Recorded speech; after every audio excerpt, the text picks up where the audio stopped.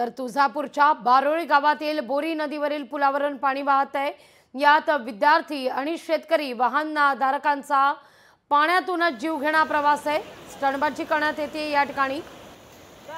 जर पाण्याचा जोर अधिक असेल, पाणी साचलं असेल तर तिथून प्रवास करू नका असं आता आवाहन करण्यात आलेलं आहे।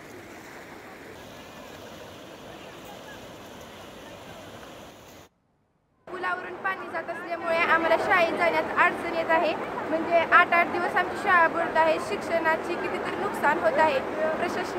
प्रशासनाने याची दखल घ्यावी एवढीच विनंती आहे। बोरी नदीवरील पूल हा पाण्याखाली गेलेला आहे आणि याच धोकादायक अशा या परिस्थितीतून वाट काढली जाते ग्रामस्थांकडून आणि विद्यार्थ्यांकडून देखील।